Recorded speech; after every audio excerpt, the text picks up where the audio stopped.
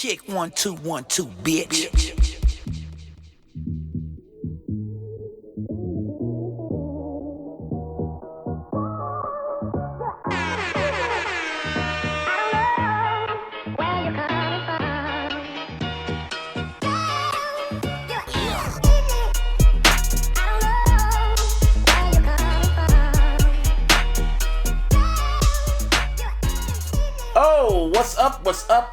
What's up, people? What up? It's episode 283. 283. Of the most consistent podcast in the area. Give me a hell yeah. Illogical sense. This is your boy, Buzz B. And over at your boy, JC No.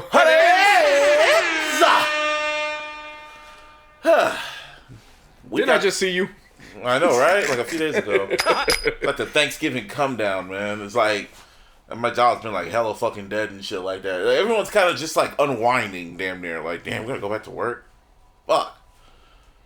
I looked at my scale. I said, damn, was Thanksgiving a day or the last 3 weeks? Shit. I said, well, I know what I'm doing till Christmas. I know. It was like the preload. It was like, I'm telling you, it was the pre-holiday turn up.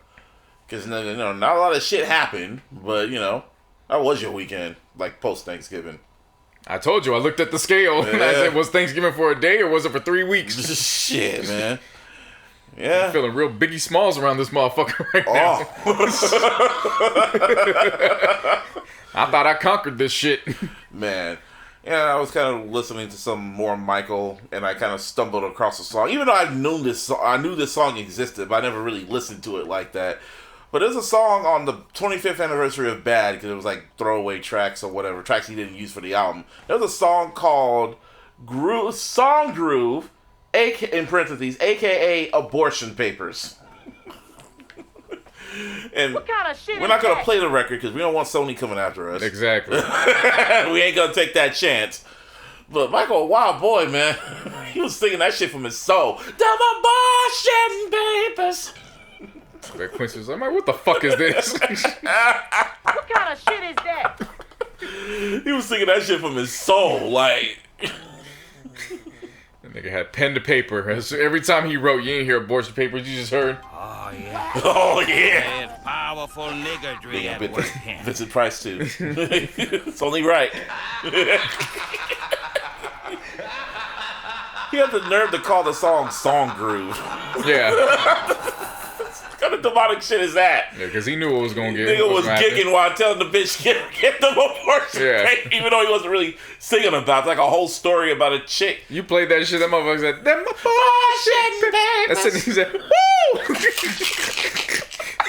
He said, wait, what the fuck?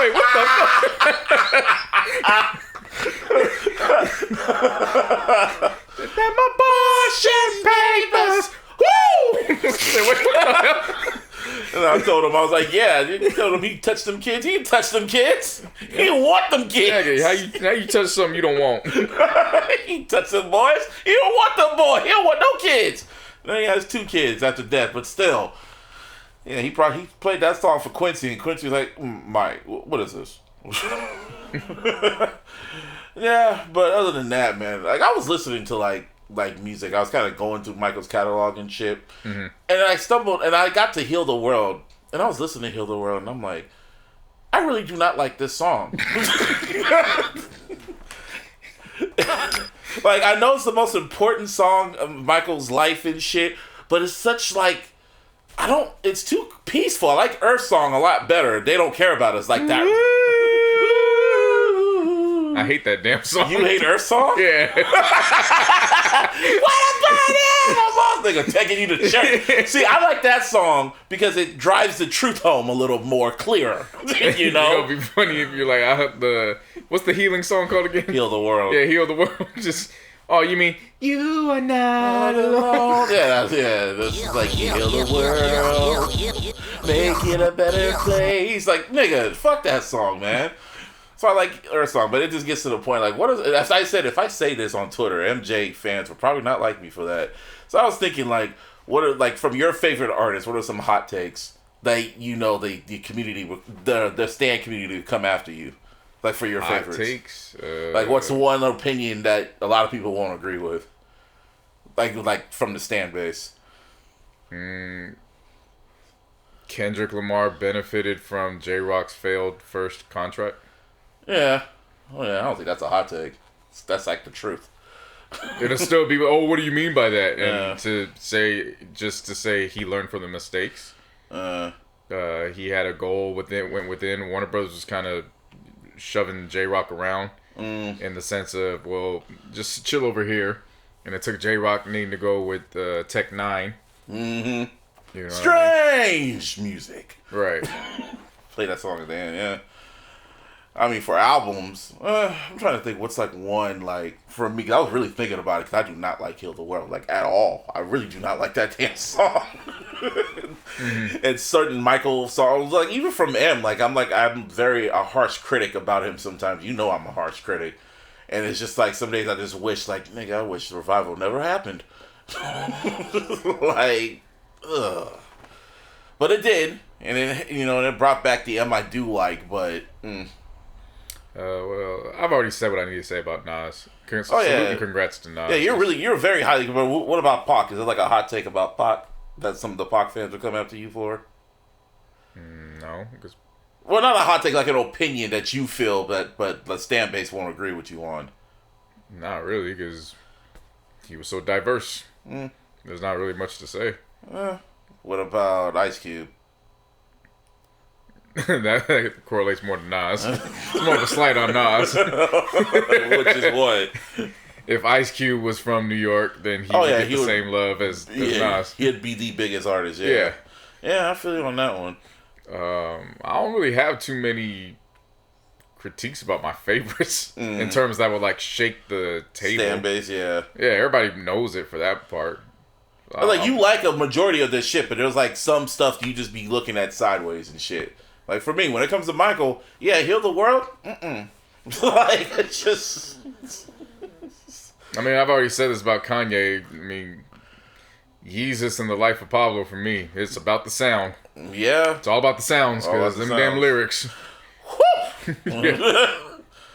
But I don't think that's a hot take. I really don't. I mean, some people point out Real Friends and some other tracks, but I'll be like, all right... What about the lyrics that led up to that? Eminem should have never did the... No, I asked shit about M. When he did that fucking verse on Rihanna's record, I forgot which album it was, but when he said that's the butt police, and you looking at your rear, like, nigga, what? It was one of those, I can't defend that. What kind of shit is that? Like, M, I'm a stan. I cannot defend that. And he wasn't even on drugs. You wrote that. And Rihanna said, that's cute, that's funny. She put that on her album. Nigga, what? What's wrong with you? I mean, M been having them kind of bars though. That was one of those like, bruh. That was one of those I can't defend that. That was one of those I can't defend that. I mean, come on, that nigga said it's Tuesday and I'm locked up. It's like, wait, what the fuck? Hardcore. Well, he let you know that was the last song he recorded for that album. He's just making up bullshit, and it went #1. It went platinum. I'm just releasing bullshit. That's what Drake is right now. I was running butt naked. It's like, okay, dog. All right, you got it. He goes on drugs. Yeah. Oh, did you? Oh, you don't know this story. I read like his XXL feature or whatever. It was like months ago, and he looks at Encore like the album that got away because he was really focused on making the album and shit. But then tracks leaked. So then when certain tracks leaked, he was just like, "Fuck, well, all right, let me go re-record some records and shit like that." He already got on his pills and shit like that. So he looked at Encore because he said the album was gonna open up with that song "We as Americans." And then that was going to go into Evil Deeds and all this other shit. He said it was going to be like a proper sequel to the Eminem show. So when he looks back... Yeah, he mailed it in. Yeah. You can tell. He was mad he had to mail it in because he was on drugs. And I was just like, damn, those albums, if those tracks didn't leak. Oh, well. Who else has some... Who might be able to take some hot takes? Jay-Z. Some hot cakes. No, I mean, the biggest one is... We've already said that He was never the top dog like that. Right. But he had the longevity. Yeah, he had the longevity. That's not really the... I guess it's a hot take, but again, that's for people who are in... that's a hot take. I feel Volume 2 is my least favorite album from him. Volume 2, Hard Knock Life. There's too much filler on there. There's outdated filler on there. I know there's timeless records, but there's too much like outdated filler on that shit. Like, I know it's the album that put him on with Hard Knock Life, and there's Can I Get Her? There's fucking Hard Knock Life, and what were the other records that was on there? Oh, Jigga what, Jigga who, or whatever. I know those records are on there, but there's other records on there that are so just outdated. I never want to listen. It's too early 2000s for that time period. Mm-hmm. Or it was 98. Never mind. Shit, late 90s. Ugh. Yeah, I can't listen to that album. I can listen to Volume 1. I can listen to Kingdom Come and shit. But nah, I can rarely ever listen to Volume 2. I feel that's his worst album to me. Yeah, I don't really have any. Not that I could think of that I haven't already said. That's the thing is, what's Pac's worst album to you? His worst one? Yeah, when he was alive.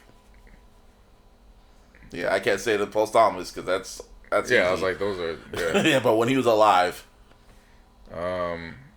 his weakest to me is Strictly for My Niggas. Really? Yeah. I feel that's his most underrated. Just off the beats alone, or the shit. But I mean, look at what we're talking about. Yeah. We're not talking about what's like you're saying what's his worst one. Yeah. And I'm probably that's not the best way to phrase that. Yeah. Best way to phrase is probably which is your least favorite. Least favorite. Strictly for My Niggas, which says a lot. Oh wow. Because his debut has so many. I rarely ever go back to Tupacalypse now. Yeah, it's got so many groundbreaking hits. Brenda's Got a Baby, When the Homies Call. Trapped, I Don't Give a Fuck. I Don't Give a Fuck. Well, that was kind of like I Don't Give a Fuck was one of the B-sides, kind of. It doesn't matter about a B-side. It's just it's a hit. A hit is a hit. I didn't talk about a single. Oh yeah, hit, yeah. A hit is a hit. It was on the fucking San Andreas soundtrack. I remember that. Right. It was the only Pac song that was on San Andreas. I was like, damn, those other Pac records, man. Oh, they did play other Pac records on there. But you gotta remember, on San Andreas was 92. Yeah. That's all he had. Yeah. What are you talking about? Oh, that is true. Holy shit. It was 1992 on San Andreas. Yeah, I keep forgetting. He only had one album. Yeah, shit. But, like I said, my Pac takes aren't anything that fans don't already know. So there's really not much to say about Pac. Yeah, we can pick and choose which is his worst post. That's Pac's life. You mean the Tupac duets? Pac's life. No, I still get mad at some of those Death Row. Oh, you listen to those? I still get mad at some of those because they went and they were like, "We're gonna put Jazzy Faye on here." Like, nigga, that's not what that's supposed to sound like. So you talking about Better Days? The Better Days one? That's what Until the End of Time and Better Days. Ugh, Better Days actually it was the 20-year anniversary and they were celebrating on Twitter. I was like, why are we talking about this fucking album? Because they got Thug's Mansion was on there. Why are you talking about an album that came out Still Ballin' 6 years after the nigga died? And that Still Ballin' record pisses me off because not because you can't listen to it on the radio. That wasn't what it was supposed to sound like. Yeah, I know. The original version is so much better. Right. All Corrupt's featured on the original version. All the fucking original Pac records sound fire, but they can't really post it because of the sample clearances and shit. Right. It's like they just threw up. They had to do the When We Ride on Our Enemies remix on Better Days and shit. And how does he? I never listened to the original one. No, it's mwah. Yeah. A lot of those records Daz produced. Wow. Daz and Johnny J and a few other niggas on Death Row they were that he started working with. They produced those records. So then, I mean, again, nothing wrong with Jazzy Faye. I rock with Jazzy Faye, but Jazzy Faye producing Tupac is like. That was like when he was on the come up too, before he got with Sierra and shit. What's Jazzy Faye been doing? He's been super quiet. I don't know, but what was it? Fair Exchange. Oh yeah, I remember that. They made that super R&B. You do me, and if it's worth it, baby, I'll return to fame. Man, turn the shit off. That shit dropped in freshman year. I remember that. Wasn't T.I. on that shit? Yep. Yeah. Yeah, I remember that. Turn that shit off. I think one of the best songs on there is Better Days with Ron Isley, even though it was labeled Mr. Biggs on there. I was like, oh, so what? This is Machiavelli, Mr. Biggs. Machiavelli featuring Mr. Biggs. I mean, I guess. Yeah, I don't. That's why I really stay away from those albums. There's only a select few tracks that actually stayed true to the original sound. Yeah, I'd usually just. That's why I listen. Mostly, the only posthumous Pac album I listen to is what Are You Still Down? Oh, that was the first one that got released after Machiavelli. His mom had a hand on it and shit. Well, yeah, because she had the recordings. Those were all the records before Death Row. Yeah, that was like Me Against the World and Thug Life and shit. Thug Life is a good album too. Thug Life Volume 1, yeah, that one was a good album. Yeah. And then I liked Yeah, that was the only one I really do like. Because the rest, I rarely ever go back to. Well, what's it called? Loyal to the Game. I know you hate that one. I'm not gonna say that I hate it. It just I know slowed down the vocals to match the production. Yeah, there's some select bangers on there that M produced, and then the other records that had what's his name? Who produced it? Red Spider? No. Scott Storch. He did what's it called? Why I Smoke Crack? Because I had to. That one. Then it was the what the fuck's his name? DJ Quick. The DJ Quick remixed the Lord of the Game. And there was like one other one, but yeah, those remixes were fire. The last few songs on the album. DJ Quick, because he was there in the actual sessions. Everything else, yeah, that wasn't even the original version too on the DJ Quick remix. Right. Oh damn. All the man. I remember. But see, the problem is that I got the DJ Quick unreleased. Yeah. I'm sure you tracks. do. Yeah. And I made my own album out of that. So some of that shit was already. I was like, why? Yeah. Yeah.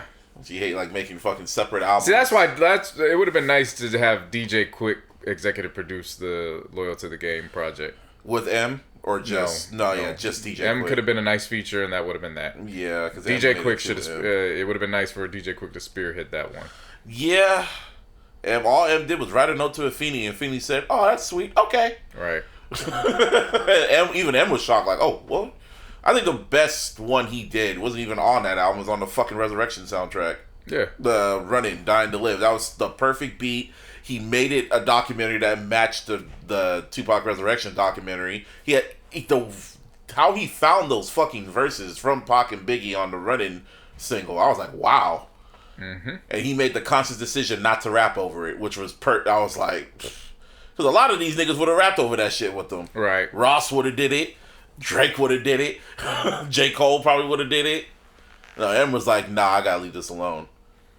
Oh man, good times. And Ghosts too. That was fire too. Yeah. Speaking of M, fucking white people. Well, not white people. It was what's his name? Chris Rock's his brother, Tony Rock or whatever. He posted the top 20 greatest Caucasian rappers of all time. Not named Eminem. You know, there's some things in life where I don't know that this is what I needed to conversate about. Okay.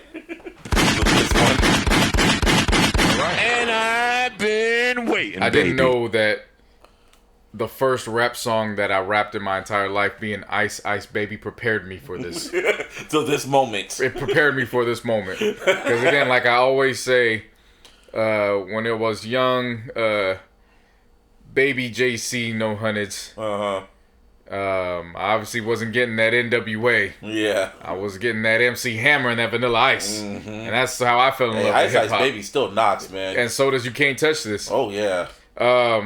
But with that being said, I did not know that I had been prepped this entire time to have a full in-depth conversation about the top 20, about the caucus congregation. So we already said what we said about M. So we're leaving him out of this conversation, right?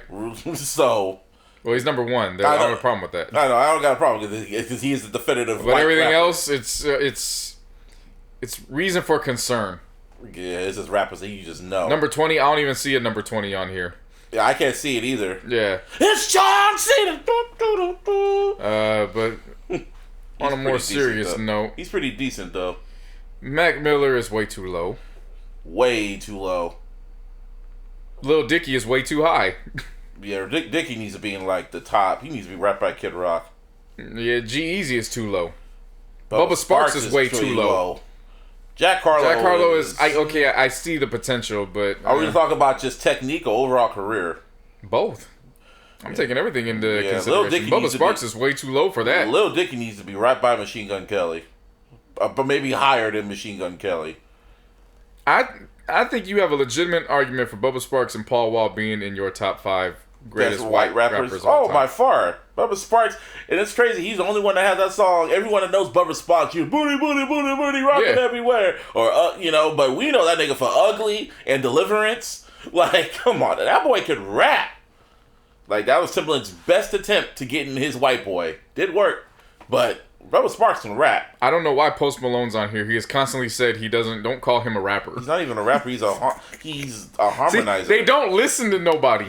They don't. But I would keep Vanilla Ice in the top 5 just because of his impact. The impact. If you put him at number 5, fine, I'm cool with that. But number 2 is just the number 2 is solely based Paul on Wall, impact on one song.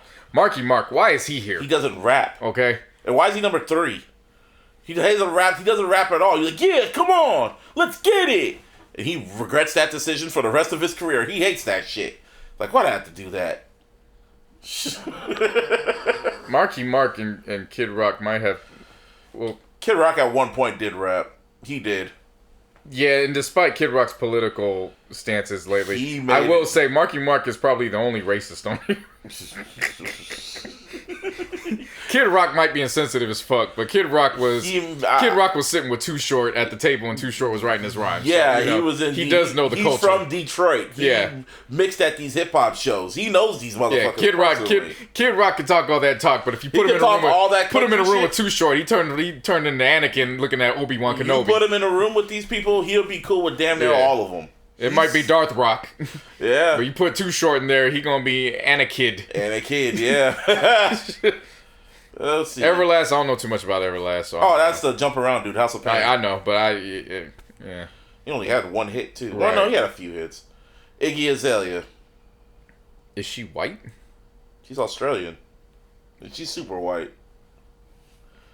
I don't know why she's on this list. Yeah. Well, her catalog. Yeah. I mean, you sell a catalog for 8 figures, you got some shit. Yeah. What's it called? For fancy. Even if it is for fancy. I mean, look, they put Vanilla Ice on here. Was the song called Fancy? Yeah. Oh, okay. I won't take anything away from Iggy, because remember, she came back with that single with Tyga. Oh, yeah, that shit was knocked. Yeah. And her ass is just by the image of God. I don't know if that qualifies you as a rapper. Hey, man, Fred, the ass helps. Lil Peep. Is that how some of the women feel about Eminem?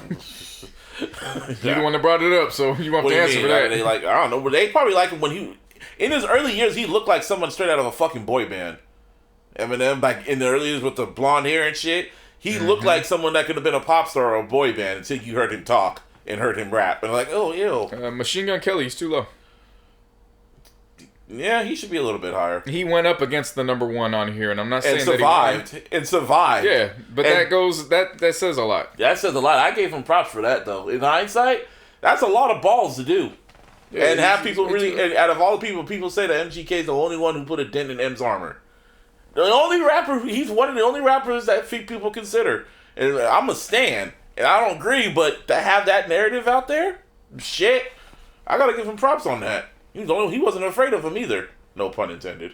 Yeah, I still and Wild Boy. Man, they you know what? Now I'm mad. What? Who does they missing one of the greatest white rappers of all time. Who? Lil White. Oh my god. Oh my god, didn't he do like Southern Trap? The nigga was signed to Hypnotize Mind. He was signed to 3-6. Yeah, I remember him, yeah. Nah, now I'm mad. Not mad. Where's Lil White at? Damn, I haven't heard that name in forever. Yeah, this whole thing is a joke. You ain't got Lil White on here. Paul Wall, man. All black folks love Paul Wall, man. I remember in high school during football practice, someone asked who you rather listen to, Eminem or Paul Wall. Nigga said, Paul Wall, the fuck? Said it just like that, Paul Wall, the fuck? Like, nigga, what? Yeah, you really listen to Paul Wall? Yes. What the fuck you talking about? What's wrong with you? He sounded so smooth on Drive Slow. That's when I really gained respect for him. I'm like, oh, this white boy can spit. Yeah. Oh, I can't forget. They forgot somebody else on here. They forgot Ritz. They forgot Anonymous on here, too. Shit. Yeah, all right. Shout love to Anonymous, but come on now. Come on. Now you just throwing names out. Well, all the white rappers, man. Anonymous is great. We taking in. There's a criteria involved with this. Yeah. Shout out to Anonymous. See, why now you had to make me talk down because you just talking senseless and talking stupid. I ain't talking stupid. No, I'm still looking at this list. Jack Harlow. They forgot Ritz. Ritz. Yeah, Ritz from Strange Music. Oh, wow. But he was kind of more of an underground. Like shit. Doesn't matter. He's a white rapper. It said greatest Caucasian rappers of all time. They all made impact. They made impacts too. What about Third Base? He was a rapper too. Mm-hmm. I'm surprised they didn't put Asher Roth on there. Try to get that Oh agenda my off. God, Asheroth. Why is Weird Al not on here? Yeah, he's a spitter. The way he can flip those damn songs, that's talent. Nigga, I know damn good and well. No, but Asheroth. I know damn good and well that I'm rereading this, and I say what you want. Where's Yellow Wolf? Yeah, where the fuck is that little racist fucking Confederate rapper, dog? Where's Yellow Wolf? Yellow Wolf should have replaced John Cena, to be honest. Yellow Wolf was man. Why do you have to be fucking a racist, man? Like, damn, he can still spit. Like, he can speak and rap. How do you his say ass it? off. Aesop Rock? Aesop Rock? Who? The hardcore East Coast rapper? Yeah, I don't even know. He's still exactly, but he a white rapper. I see his name pop up all the time. What about that little rapper that's out? Not Lil White. What's his name? But not Lil White not being on here is Yeet. What about that motherfucker? He's a white boy. Yeet or whatever. Yacht. Yeet? Or Yacht or whatever. Y-E-A-T. You ever saw that name? I have seen that name, but I was using it in a different way a long time ago. Yeah, I mean, we all were. Yeet! Yeet! Yeah, but it's a rapper. It's a white boy rapper, and he's having a lot of buzz because of the music he makes. Oh, come on, man. Where's your favorite white rapper at? Who, Em? Where's Logic at? White. You know what's the crazy shit about that record? Is Royce did the whole history lesson. I was listening to, like, Paul Rosenberg shit about that record. Mm-hmm. He said flat out, like, he didn't think M was going to come in on time to do the record. So he recorded the Logic mix first. The Logic version. And that Logic version was going to be originally on the album until M came in at the last minute. Eminem saved us. And Royce really loved that damn verse. I believe it. Like, he really loved that verse. Like, bruh, you know how that I could have turned your shit off? Time out. They're missing Brother Ali. Oof. What happened to him? See, that's what I'm talking about. They missing out on strange music. Damn, what happened to him? I haven't heard that name in forever. Wasn't there some white rappers on Thiz? I don't think so. I don't think they were. I'm trying to think of any white rappers out here. California in general. No, can't think of any. Besides G-Eazy? Yeah, G-Eazy's on here, but he's too low. Definitely should be higher than 13. Well, that motherfucker got the #1 album, man. One of the only white rappers that could do that shit. Several times, didn't he? Yeah, the #1 record. He had one of the top records of all time with If I Hit It. What's it called? No, not No Limit. What's it called? Yeah, No Limit. Oh yeah, No Limit. Yeah, with No Limit, with Cardi, early Cardi. Mm-hmm. Shit. He got a forever hit with that. Yep. He got forever hits all over, man. Yeah.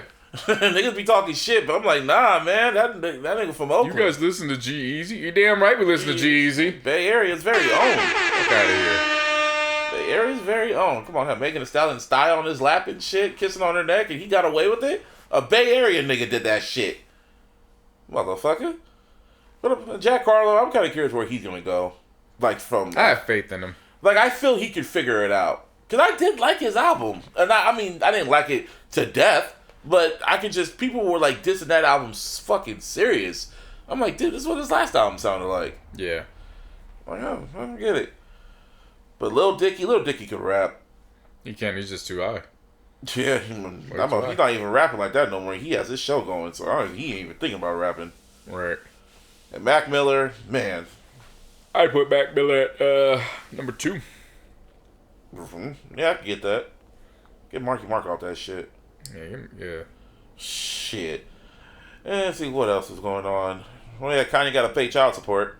We'll change subjects. Is there anything else about the white rappers you want to talk about? Nah, just salute all the rappers from the caucus congregation. From the congregation that have helped propel the culture. Led by Emperor Marshall Mathers.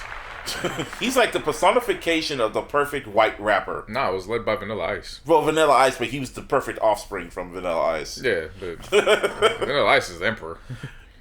If you want to put that way, that's why I would keep him in the top 5. Only compared to all the other artists, what they've done over their lifespan. But you keep Vanilla Ice in the top 5 just because he's the emperor of white rappers. He paved the way. He showed what a white pop star rapper should look like. Shit, man. Yeah, I mean, Ice. He hung off that railing for Suge Knight. So that way M could be with mentored by Dr. Dre. He died for M's sins. Yeah. Oh, shit. He really did die for his sins. As he says, Vanilla Ice says, I was a silent investor for Death Row Records. Shit! Ice, baby. Yeah, think about it that way. There might be no Death Row Records without Vanilla Ice. Yeah. Yeah. Yeah, Ice Baby made that money to support this. Somebody need to find that the Death Row family picture with Bow Wow in it, and then put Vanilla Ice next to it. Ice next to him. Yeah, remember when he changed the story up? Like, oh yeah, Suge Knight hung me over the balcony, and then the next interview. That's not what happened. That's not what happened. Oh, He was very nice, and we just had a conversation outside. Suge Knight made that call. You switched that story up, brother. That boy, then he had the nerve. This motherfucker had the nerve when they said Rob Van Winkle at that point. No, went from Vanilla Ice to Rob Van Winkle real quick. Yeah, no, that motherfucker had the nerve to tell him like, you think you're sampling from Queen and Queen David Bowie and shit? I said, hold on, there's goes dun dun dun dun dun dun dun dun dun dun dun dun. Mine goes dun dun dun dun dun dun dun dun dun dun dun dun dun. It's not the same. Smirk on his face. What kind of shit is that? He said it on camera with a smirk on his face. It's not the same. Just for that. Oh, yeah. There's powerful niggardry at work. Yeah, he tried to gaslight us.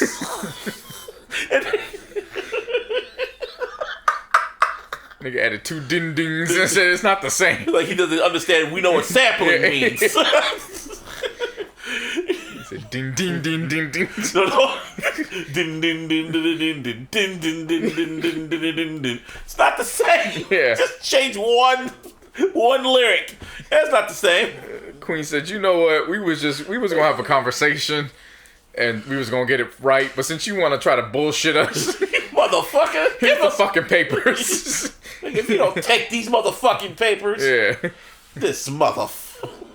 Say that shit in court. Nigga said, sing to him, Michael. And abortion papers. Like, you got served some papers. Yeah. You guys getting served by Michael Jackson. Moon walks out the way. Oh, shit. Yeah, white rappers, man. You gotta love them. I'm mad that they did not put Lil White on there. You cannot have a white rapper conversation without Lil White. There's something about white rappers, like, you gotta, like, when you see how they rap and how his name is Lil White. It's straight and to the point, too. It's really crazy when you see white rappers. They always get that intrigue, like, oh, shit, white boy, and he raps pretty damn good. And it's funny because they be the ones that are like, yeah, I rap. Why are you so impressed by this? Yeah, because you're white. Like, are you like Eminem? And a lot of the, they didn't put NF on that list. Oh, yeah. I forgot about that. But that nigga really is a carbon copy of Eminem, dog. Maybe that's why they can only have one. Yeah, it's only one M, and do you think there'll ever be like someone like Eminem ever again in hip hop? No, not in cancel culture. Shit.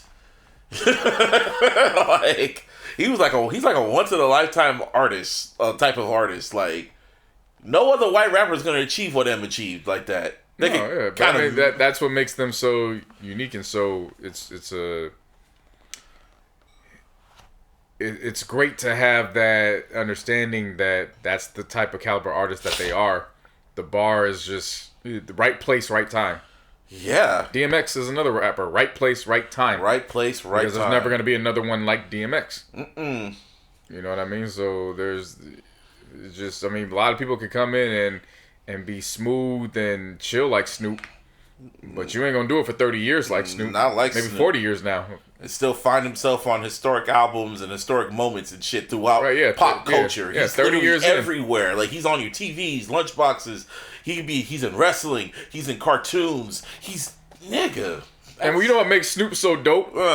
Snoop does everything, and not once have you ever questioned, why is Snoop doing this? He's just there. Snoop was there with Martha Stewart, and it was like, I never thought about that, but that actually does make sense. Snoop on Price is Right. I'm like, that makes sense. Yeah. Wheel of Fortune, that makes sense. WWE, that makes sense. What does he have? SGN? What's his GGN? his network? SGN, yeah. his podcast network. Yeah, and it's like, no, that makes 100% sense. Like, I would love to watch Snoop just have a talk. Oh, him in Training Day? That makes sense. Yeah, in a wheelchair.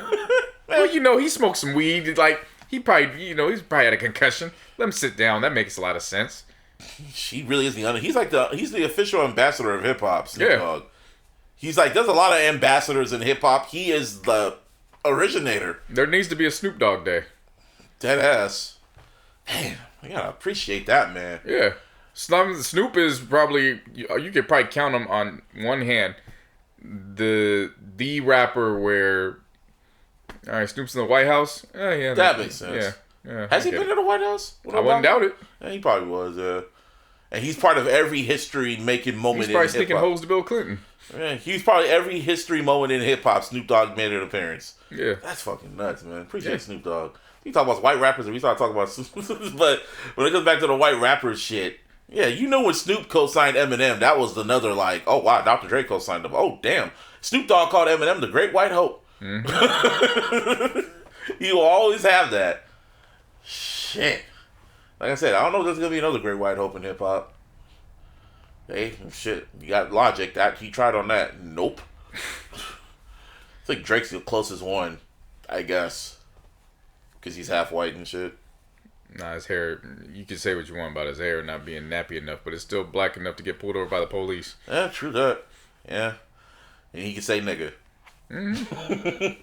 Hybrid. he's a hybrid. Like that's another rapper that's probably never gonna come around. You can say nigga with that Jewish money. I said Eminem's like a once in a lifetime shit. Drake's a once in a lifetime artist. Yeah. Like there ain't gonna be another person like Drake. They won't be. And Kendrick too. Which then leads into a conversation now around Saweetie. Yeah. As we all know at this point, the record sales around her EP, which I haven't gotten to, which again, it ain't got much to do about Saweetie. It's just the time of the year. I'm kind of checked out. I'm checked out now. But with that being said, Saweetie reportedly had first week sales that were around 2,000. Do I stand corrected or something like that? Correct? Yeah, her first week sales like over 2,000. The 2,000 mark. Everybody went up in arms and they were talking, trying to get their jokes in. She was defending herself. Hitmaker came out and made a good point that said this actually has a lot to do about the A&R and the people that are supposed to be behind her. Mm-hmm. They were just looking as a way to, find a scapegoat. Yeah. So now that brings conversation here. What kind of artist is Saweetie? Because she clearly isn't the type of artist where you could just announce and execute the release of a project within a week. Yeah, you ain't Beyonce. She's only had like how many? What are the only top hit records I hear is? Well, that's what I was going to get to. But damn, the top records. What are the top 3 reasons that Saweetie's known for? Those fucking nasty ass food snacks she be making. Mm-hmm. Act Right, and dating Quavo. Not one of them has to do with a song. I said Act Right. She made Act Right. My type, I mean. Oh, okay. So she did my type. So she's known. No, what a better way to put that is she's known for sampling these major hits, Bay Area records too, and then rapping over. But okay, cool. You can't. Not one of those 3 is an actual song at all. You're just naming what she's about, and that's fine. Yeah, it's perfectly fine that that's what it's about. But there's a difference when now you speak on. I'm not comparing them. I'm just saying this is what it is when somebody could drop at a time's notice. Mm-hmm. You can say all you want about. I'm talking about you, Busby. You can say all you want about Drake, but one thing that you'll come clear is your evidence to why you feel about Drake is you're naming songs as to why you have him placed up high here, right? Beyonce, it goes without saying. Mm-hmm. She invented the drop without notice. Drop. Yeah, without notice. Yeah, right. There's a bunch of artists that you'll name. One of those 3 reasons on why they could do it, you're going to name. Probably not just the song. You're probably gonna name the album. To why they can do it. Mm-hmm. Saweetie don't got Saweetie's not in the realm where you can name a song at all. And again, that's fine. She's carved a lane for herself. Not even a feature. She's carved a lane for her. Well, what was it? I guess one would be The Best Friend with Doja Cat. That one, yeah. I'll give her that. Mm-hmm. But overall, in the grand scheme of things of her career, You're not naming projects. You know what I mean? Singles. Yeah. Little popcorn singles. That's what she has. Right. And again, if that's her lane, cool. But what I thought that was funny beyond all this was that her content on this project was more focused on, are we really going to tolerate the misogyny in hip hop? And like, has it always been like this? And it was like, I saw that too. It was like, do you know what the music you've sampled and rapped over? You sampled Too Short. you sampled Blow the Whistle. Really? What's my favorite word? Bitch! Like, Nick, really? And made a profit off that? Shut up. Somebody said this was the greatest. I did not expect this kind of rebrand, but we're here, and they put a picture up of Jackie in the right to censor. Oh yeah, that was not Ivory. Ivory, yeah, thank you, Ivory, yeah. But that confused. See, and that's the problem too. So you drop a project, and some of the lyrical aspects that, and I'm not saying lyrical like she was giving Lyrical Miracle. I'm just saying what she's known for. Yeah. Some of those aspects got taken away, so she's trying to... It's a project that nobody knows about that's on the way. Yeah. And she's putting different lyrical content there, or at least alluding to that. So this was a recipe for failure. Who the fuck... Who are people? I can see why Hitmaker was pissed off. Right. Because he was just like... I remember when Hitmaker was pissed off about how Tinashe's career was going. And he was like, yo, send her over to me. She went straight to him, and then her career skyrocketed again. Right. Yeah, Hitmaker he's quietly like one of the best A&Rs. He sees the greatness in artists and shit like that. And he's the head of A&R for Empire. Yeah. Yeah. So I think Saweetie needs... Is it Saweetie on Empire? No, he's not. No, I think she has a major, doesn't she? Yeah, Capital, if I want to be... Capital or Republic? Let's see. One of those two sound familiar, but I'm not going to bank on it. I didn't even know she... I remember everyone's all trying to defend her shit. The Single Life, that's what it's called, and it is on Warner Records. Oh, so she's on Warner, okay. But I mean, so here's another case in point. So Saweetie has been out for how long? About 2-3 years. Glorilla's been out for how long? Not even that long. Who's got the record with Cardi? Gorilla, who got nominated for a damn Grammy. And again, this isn't about... I'm not trying to pit... Well, Saweetie femcees against each other. This isn't about that. This is about the representation and the teams around them. So how is your artist have been pumping out records over Bay Area classics, was dating Quavo, the rapper in the biggest rap group over the last few years. She is very visible all over her social media platforms. And you didn't monopolize on that by getting her in with either Meg or Cardi. Shit. Not even a Nicki. Shit. She thought she could make the shit on her by herself. Just by her name alone. You know what I mean? So again, you have to look at the representation around her. Because, again, if the women are collaborating. Now again, she's got the record with Doja Cat. It's great. I'm not taking away from that. But before Doja Cat really put her foot in the ground with Planet Her last year, it was a whole bunch of bullshit. It was basically, you're still looking at Nicki, Cardi, and Meg. So where's her records one of the three? None.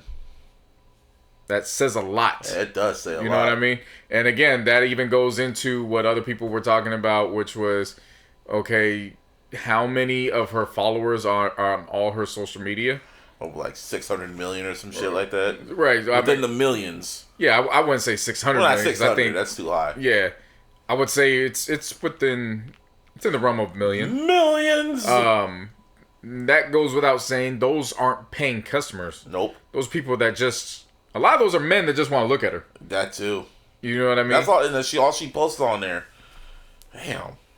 I never had no reason to follow her either. I was like, man, you look a bird.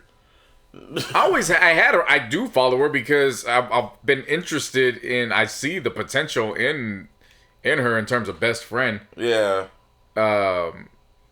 Obviously, it's I'm not gonna lie. She's not the worst person to look at. No, she's you know fine. what I mean. But I don't think people take her serious. And again, it's different for us because we have an investment in this culture to see. Okay, where is it? At the very least, she's a very attractive woman to look at. Yeah. But at the peak, I'm trying to see, okay, what content is she gonna produce? She's loving hip hop at best. And see, that's unfortunate because once upon a time, love and hip hop was your last resort. Mm-hmm. Now it could help your career. Well, Cardi used when she was on the come up, she used love and hip hop. But see, Cardi was smart. Cardi used love and hip hop like Section 8. Yeah. You ain't supposed to stay on there. Yeah. If you a brand new face, she was there. Utilize it for what you need to and get to the next level. She was there for one season and then got the fuck out. Round of applause for that woman. She knew how to get in and get out. A lot of people didn't have me comparing Love and Hip Hop to Section 8 on the 2022 bingo card, but here we are. Yeah. When it comes to Saweetie, I don't know, man. Because she makes music I don't really care to. Only time I hear about That's the thing, too. And again, if she has her lane, she has her lane. I don't have a problem with that. I just don't have a reason to go to this project other than my own personal intrigue and love for hip-hop. But outside of that, I gotta have there should be even if the City Girls don't make music for me. At all.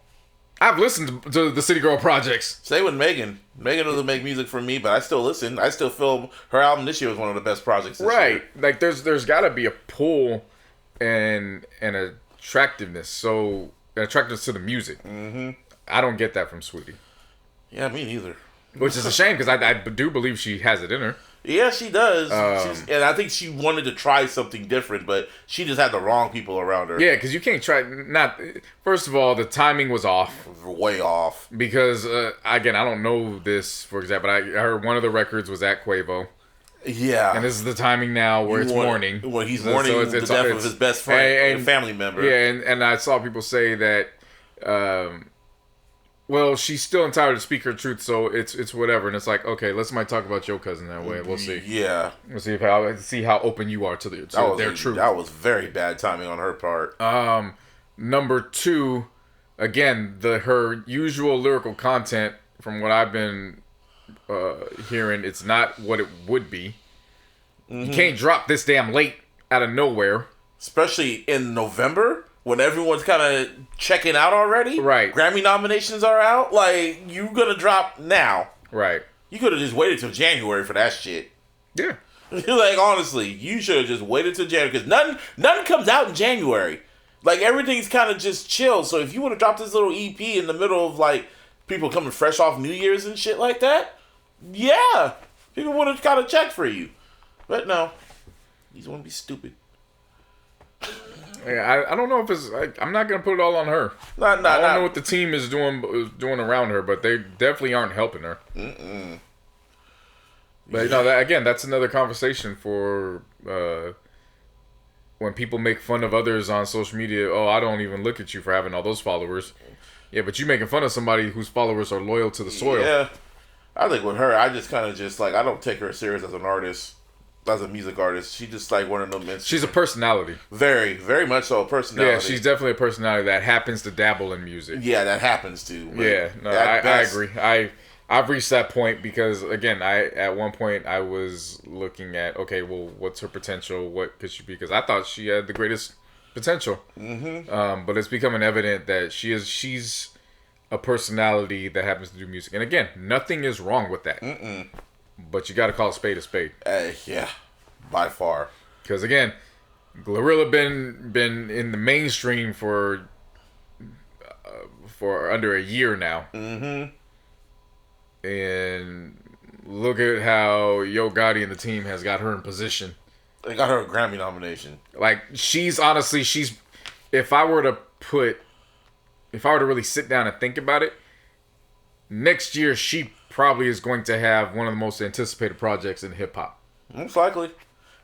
You know what I mean? Like we're probably talking top 10. Yeah. It is crazy. In the first 2 years, all the heavyweights kind of already, like all the big time heavyweights from J.O.O.D, Kanye, fucking Drake, Kendrick. They all drop in the first 2 years, and then you know there's gonna be a drought, maybe for like a majority of them, but then it's gonna be like the window for other folks to make an impact. Right. Huh. Shit. Because everyone's going to be going on tour. Kendrick's going to be quiet again. Yeah, it's gonna be open season next season. I'm really curious to see who's gonna be the next big drop next year. Who do you think it will be? Drake. Besides him. I was about to say, you got a record label with a 360 deal. He dropping tomorrow.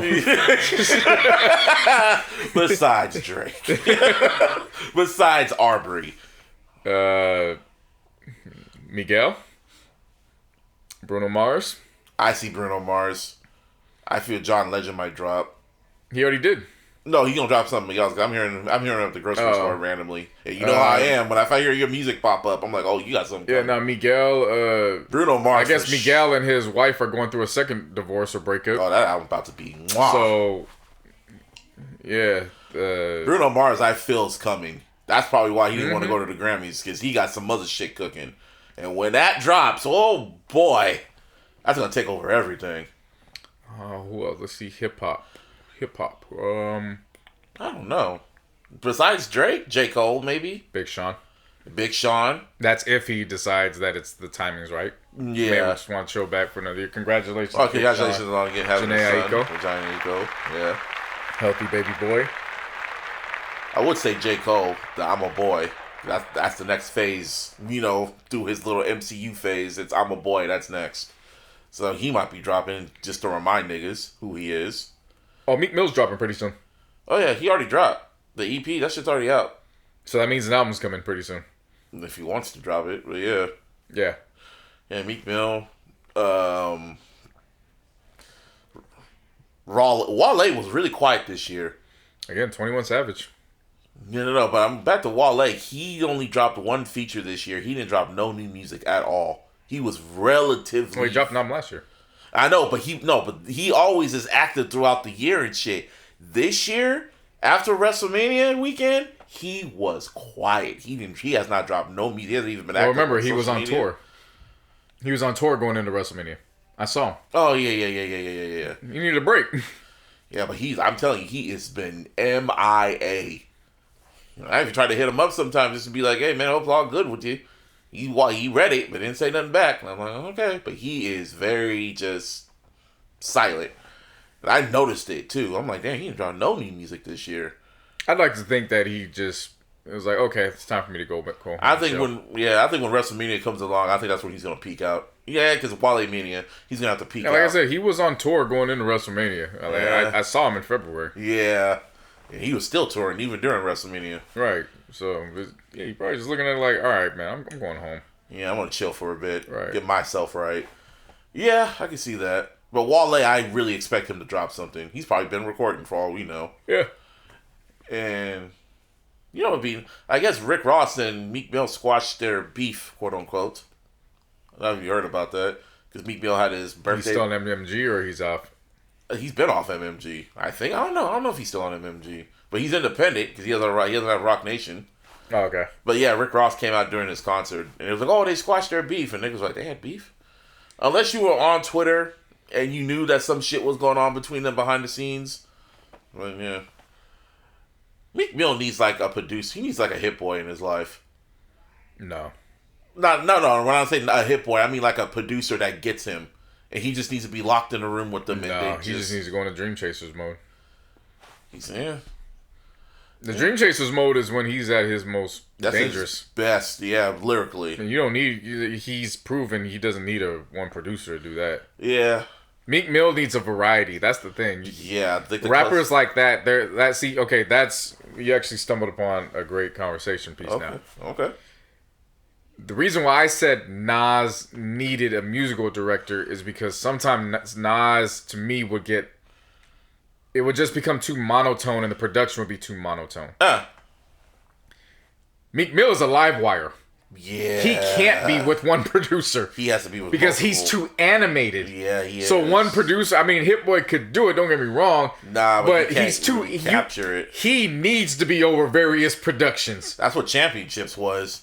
Right. Championships was him at his most focused. And it was the perfect variety of beats and shit like that. Yeah.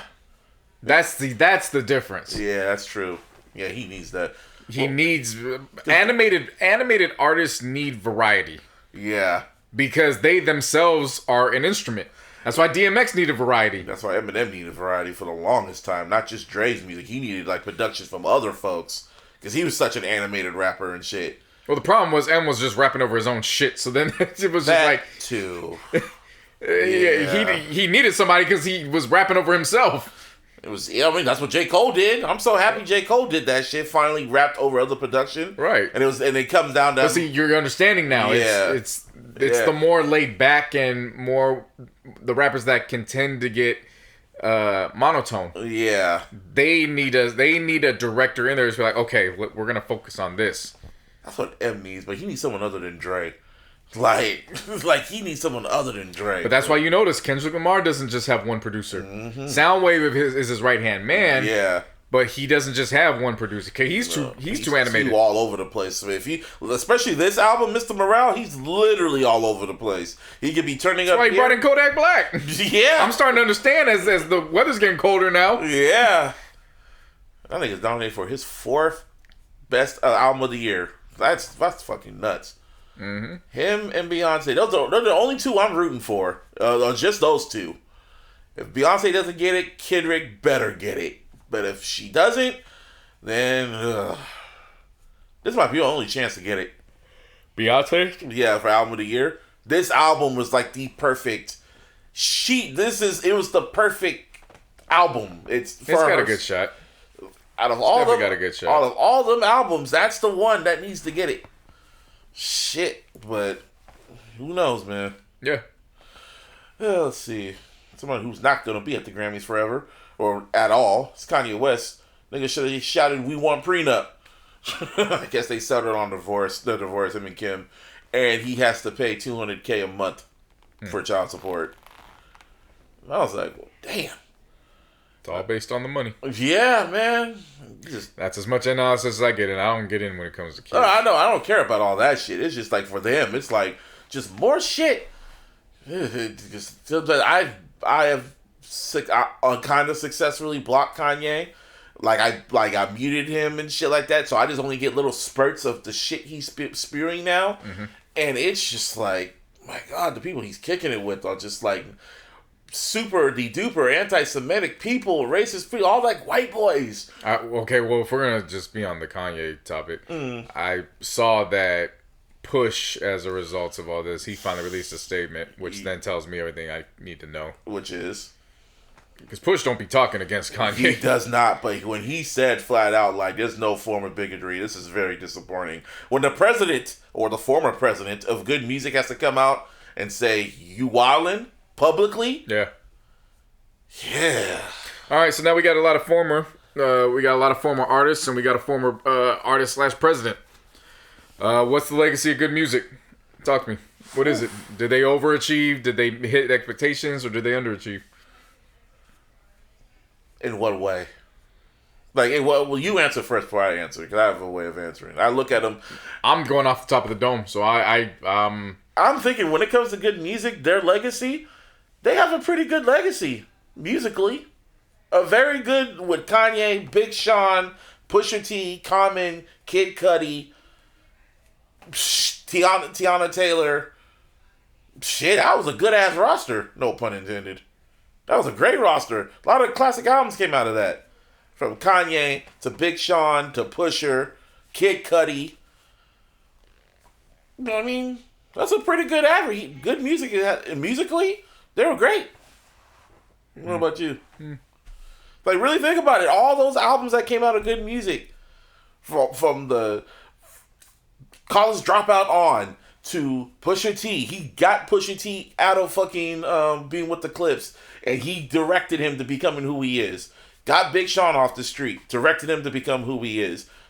Common, he got Common out the fucking gutter, like Triple H did Ric Flair. He pulled what Hit Boy's doing with Nas. Long B? Shit. Like, Kid Cudi, I mean, come on, he took his sound. Travis Scott is his disciple. Musically, good music. Good music. That's what makes this all so fucking disappointing. It's like how it just crashed. Because of him. Because of Kanye. And that's why I say they met expectations. They met expectations beyond. Because no. I say they met expectations because you would expect a label ran by arguably one of the greatest producers in the culture of all time. Mm-hmm. You would expect them to do that. Yeah. But where was the Good Music Tour? Didn't they do one? Where was Good Winter? Yeah. Where was that he promised? Where was Good Winter? Where was the Good Music Tour? Where was the delicacy in taking care of your artists when you were doing these projects in 5 weeks? That time frame isn't looked at for great music. That time frame is looked for like, wow, that was some good music that came out in the midst of fuckery. Besides Pushers? Yeah. That's what I'm saying. It was in the midst that's what I'm saying. There was some good music that yeah. came out in the midst of fuckery. Yeah. That works against you. Yeah, it really does. The 2 Chainz affiliation. 2 Chainz was there, yep. Kid Cudi was signed there too. Well, Travis Scott was signed there. No, not signed there, but he was affiliated. He was on the very good beat side. Heavily affiliated. But see, that's my issue too. How do you allow Travis Scott to leave and sign a contract with T.I.? Yeah. A lot of people don't know that Travis Scott has signed a Grand Hustle. Still. Yeah. Making T.I. Oh, I think T.I. is really kicking back. He got Iggy Azalea and Travis Scott. Right. He is chilling. Yeah.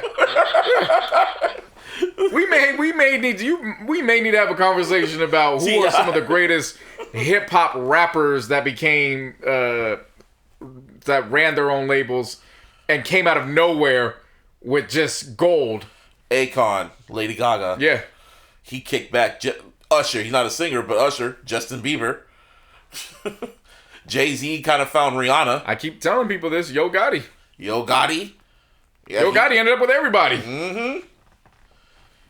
Who else? Fucking, like, Kanye, man. But yeah, no, in terms of good music, I would say they met expectations. You expected artists that were going to be around Kanye to do that, but they didn't go over their expectations as far as I'm concerned. No, they met expectations. There was no good music. The only collaboration album that came out was Cruel Summer. Mm-hmm. That was a good album too. Even though it kind of felt half-assed, but it was really good. There was some great tracks on that shit. Yeah. And they didn't even go on. They went on festival tours, but they didn't go on a full-fledged artist collaboration tour that was headlined by Kanye or Pusha or whatever. People would have went to that shit. Mm-hmm. But Kanye has went on record saying the only reason why he did Cruel Summer because he wanted money to do his damn movie that never came out. If he would have did Cruel Winter, he might have had the money to go against Gap. He was in the middle of doing that. See, that was the beginning of me like not trusting anything Kanye said. After The Life of Pablo, when it came music, I don't trust anything this nigga says. This nigga's on a whole different tip. And every year I get proven more right and more right and more right. Donda will be the last album we hear from Kanye West. That was one way for him to go out is on Donda. Because after this, I don't know how he's gonna recover from this shit. He's so far gone. That's a man. Even just looking at that, like, dude, you were in the club chilling with Jay-Z and Dame Dash to chilling on a private jet with some racist ass white nationalist. What the fuck? That's a rebrand. Oh my god. Man, Trump came out. Nigga, Trump finally came out and said, that's a troubled man. Oh shit. And Trump going through all his shit with everything he did in office, the January 6th, all that shit. And he came out and looked at Kanye and said, "You good? You good, bro?" He said the only reason why he wanted to bring him was to give him some quote unquote advice. You're like, yo, bro, fuck is going on? You wilding, bro. Hey, bro, I'm gonna run for president. You want to be my running mate? Man, fuck out of here. What?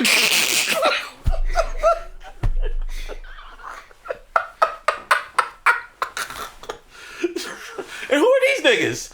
Oh, you know him. No, I don't know him. No, he's Rick Fuentes. Oh, nigga. What? Nigga, he probably looked at him and said, well, where's your label mates? He said, where's everybody you signed? Oh, you ain't good. You ain't one of the good ones. You ain't one of the good ones. I'm saying, I saw an article on Rolling Stone that said extremists look at Kanye. They look at Trump as not being MAGA enough. They're kind of interested in looking at Kanye now. Nigga, what world are we in right now? right. Yeah, it's time. All right. Look for it. Look for it. What time are we in where Kanye is the representation For MAGA of fucking MAGA? Gosh damn it. Somebody did this. What world are we in, my nigga? What is this? This nigga made, you know how hard it is not to try not listen to his music or try to secretly stream his music on Tidal? Because I don't want people seeing, oh, you listen to Kanye. Kanye's your MAGA hat. Oh, you listen to Kanye. I gotta defend that shit. Like, nah, nigga. There's a reason why there's that little black shit by his profile name. It's like the mark of the beast. What the fuck you doing with that hat now? So what the fuck you doing with them streams? Nigga, you know how hard it is not to listen to him? They played his verse. I don't give a damn. I still listen to Kanye. I don't give a damn what people gotta say. Yeah, but it's just so sad. It's sad listening to it. You know what else could be sad though? What? Listening to Migos nowadays. Yeah. So you know that's what. Hey, like they were playing His American Boy verse at the bar the other day, and then I was just like bobbing to it, and he ripped that shit. You know that's nothing that's sad. Listening to Migos, listening to Nipsey, listening to Dolph, listening to all them brothers that had their lives taken. Yeah. I'm not Smoke. Yeah, you know what I'm saying. So it could be. I know what you're saying. Yeah. Because of what Kanye was, but trust me, it could be a lot worse. Could have been him. No, what I'm saying is it could be a lot worse. They couldn't be here. Yeah, they could not be here right now. Kanye is still here, and there's maybe a chance. Maybe. Nigga, you Padme right now. You're breaking my heart. You turned her against me. That's exactly what he's done.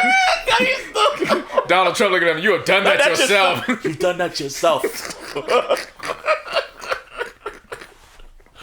Oh, that's how he's sounding right now, man. Because I don't know where this is gonna go. You know damn good. You know damn good well Kanye brought it out of Donald Trump. He stopped talking like this. And Kanye came to me. He said, "Nigga, what the fuck is wrong with you? What's wrong with you? Not what's wrong." He said, "Nigga, what the fuck is wrong with you? What's wrong with you, my nigga?" Yeah. When Trump is saying you wildin'. Trump is looking at him like, you know, I got the Caucasians that don't know about Lil White. I got them ready to go to war for me. You trying to fuck my shit up? You really trying to fuck my shit up, huh, nigga? Like, when you gonna bring this nigga, fuck you, like, you can't even do that, right, Kanye? You bringing these niggas up? Like, he's doing shit rappers do. Yeah. To politics. Yeah. Exactly. Oh, my God, man. Kim Kardashian's attached to... You know Ray J was Ray J's low-key supporting Kanye, too? Like, he showed up at the fucking premiere with Candace Owens and shit. Yeah. Ray J's down for that shit too. He's like, I'm gonna attach myself to this. No, nigga. Well, Ray J's untouchable, so. Is he? Yeah. That nigga was in jail before Snoop and No Limit got there. Nigga's cool with Whack 100 too, like. He got the authorization to put out anything Death Row related. Suge Knight. Well, at least Suge Knight related. And now he's just kicking it with Kanye. And I didn't even think about it now that I just said that. What? Of course Snoop has Death Row now. Mm-hmm. Snoop is everywhere. No. Ray J is everywhere. His cousin. Extended the olive branch. I wouldn't be surprised if it was Ray J that got Snoop and as of right now, you can't find... I mean, I have them. But as of right now, you cannot find no Death Row material on any streaming service. Sucks for y'all. Sucks for y'all. I mean, Snoop said like a few months ago, it's going to be back within 30 days on streaming services. He probably got hired. Forgot about that shit. What'd I say, cuz? I was cooking with Martha. Can't get Chronic. Can't get all Daz Dillinger shit. Can't get none of that. Mm-mm. All Eyes on Me can get, because he's nice. He gave it back to the record label. But if he was an asshole, he would have kept that shit. Yeah. Yeah. But yeah, when it comes back to record labels, that's why I was kind of shocked. Like, Drake's OVO sound could have been like good music. He could have treated that like good music. Like, it's like he could have really took a step back and got a rapper, like how Kanye got Pusha T and Big Sean and shit, and just maneuvered them. Who would have been the big free agent signing for OVO? Like, who could you have imagined him getting? J. Cole. That wouldn't have made sense. J. Cole's Dreamville. Oh, yeah, Dreamville. Well, who would have been like the at the time? So that's you can't name J. Cole because they came out at the same time. At the same time, who would have been like the? I'll tell you one who would have been. It would have been. Oh my God! And it makes all the sense. Who? If Drake were to get Travis Scott on OVO. Ooh, shit! And he really kept his hands off it. He let Travis Scott be Travis Scott. If he would have still kept Weeknd too. Yeah. If he would have still kept Weeknd, got Travis Scott. Who else would have been like perfect for his image in the early year? What rapper would have been perfect there? Like a real life rapper. Listen, I'm trying to think. See, I'm thinking of free agent signing in terms of when they're already like if he got Travis Scott right before Astroworld. That's the kind of shit I'm talking about. Yeah, I'm going back way in the beginning when he had Weeknd. He would, like you were saying, he would have had Travis Scott. Who would have been like another big juggler for him? Party Next Door too, maybe? No, so you're talking about the beginning. Yeah. When Weeknd was just in the come up. On the come up. I'm talking about when he would have got Travis Scott. Oh yeah. I'm not talking about getting Travis Scott during this come up. I'm talking about we already would have known who Travis Scott was. That would have been the introduction to how they played it right on fuck is the record? Astroworld, Sicko Mode. Yeah. That would have been the introduction to OVO. Yeah. Oh my God. That's the type of shit I'm talking about. Oh yeah, he has that one record, yeah. Right. That's what I'm getting at. So I'm thinking like a big free agent name. They were already there. Let's see who else who's popping. Wouldn't surprise me if he signed 21 Savage. 21 Savage. Corday. No. You can't see Corday on OVO? No. No. Oh, yeah, he's thinking about their sounds and shit. Yeah. If he would have had, but he needed like what would have been like one rapper, like the rapper, because you need there's at least one rapper that was on good music, and that was Pusher. So if OVO had that rapper that was next to Drake, who would have been? Well, it's got to make sense. It can't just make sense. Like, okay, they can rap good. That's fine. It has like when there's got to be an established relationship somewhere. Not Jack Harlow. That's like a little mini light. Like again, that's. I would say ASAP Rocky. No, ASAP Rocky. You got ASAP. You got ASAP. That's what I'm talking about. You're thinking of just music. Yeah. A lot of people you're naming, they got their own. label Going. situation. Gee, no, because he's part of Goodwill. Oh. I'll tell you one name that I'm surprised didn't sign to OVO. Who? Ty Dolla $ign. That would, man, he would have had a whole bunch of R&B melodic shit. Because that would have been perfect for OVO. Just imagine that roster: The Weeknd, Travis Scott, Ty Dolla $ign, and yeah. I'm very surprised at that. OVO could have been, not to say, because again I know Ty was signed with Wiz, yeah, so not no bad blood or anything, but I don't know if he's still signed to Taylor Gang. Yeah, but again, you're asking me about free agents. When I say free agents, I'm talking about big time names. They're already established. Who do you pull with you? Basically the Tupac to Death Row. That's what I'm getting at. He was already Tupac by the time he got to Death Row. Yeah, there's not a lot of free agents out though. Right. That's the thing. We don't know nobody's contract situations. Yeah. I don't even think, and I'm not saying this to talk like I'm higher than. I don't know the contract situation in general, but I don't think some of these guys know what their own contracts are. But the fact I'm trying to say, OVO really could have been that dominant type of label. If Drake really just stepped out of his ego and signed other rappers. But again, if he does that, does he have the deal that he has by himself today? Maybe he might still have gotten it. Kanye still got them deals when he had good music. No. Drake is the first artist to put a motherfucking label in a 360 deal. Oh, you mean does that he have the same deal that he has if he takes the time to focus on everybody else? You can't say that. Can't say it's not 100%. No. Damn, he would look like a great executive, but he doesn't. And he'd have more leeway. He did not want to be an executive. But the way he's moving, he does not want to be an executive. He doesn't want to do none of that shit. He wants to be just the top dog that just picks and chooses, kind of like what Jay-Z's doing. Well, Jay-Z moved like an executive, and he said straight up he was a business dude. So yeah, Jay-Z moved like an executive to like fucking T. That's what I feel. That's what I feel Drake was gonna do. But you know, Drake's like I said, he's like a whole anatomy. Yeah.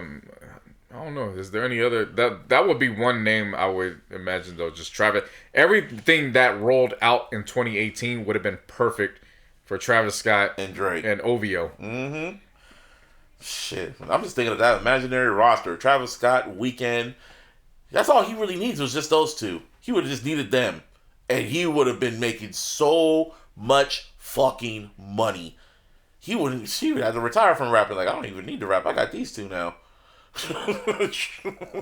Like, cause I'm picturing the marketing. Yeah, same here. I'm picturing the marketing around Trav, and you just would have had the opening on the trailer.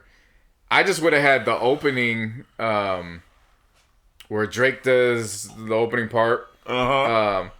Young of Flame, he in sicko mode, and then everything stops. And then you put, and then you have the roller coaster from Astroworld, and you put the owl on top. That would have been so good marketing. So yes, we would have known that Drake was on that song, but you would have saw that would have been the announcement of 2018. Yeah, that would have been the announcement. And all Drake had to do was just kick back. That's all he had to do. But again, that also, you know, Travis is under contract, so it's not like that was plausible. Yeah. I'm coming from a marketing standpoint. From a marketing standpoint, he would have been all perfect. the stars were aligned. Yeah, the perfect word, OVO, would have been that label. That would have been that label for Drake. He didn't have to drop all those damn singles. He didn't have to do none of that shit. He would have had his artists do it. But, you know, he wanted to be Agent Neo. So, nothing wrong with that. But I would say it's worked out for him. It's worked out for him. It's worked out tremendously for him. Being Agent Neo was successful before not Agent Neo, Agent Smith. Agent Smith. I don't know, call him Agent Neo. Agent Smith, yeah, it worked out for him. He invaded everything until Neo showed up. I guess you could say Kendrick's Neo, I guess. No, because he said, "I'm not your savior." Because Neo showed up and Drake signed a 360 deal. So like he's like, "Oh no!" So that doesn't correlate. Unlimited. They came out at the same time, and they all chose different career paths. Yeah, him and J.O.O.D are the ones that just like are chilling. They don't want that power. They like Kendrick already said, "I'm not your savior." J.O.O.'s just like, I just want to live life. Drake is the one like, unlimited power. That's how he's thinking right now. That's the best way. That's the best analogy you put. Kendrick said, "I'm not your savior."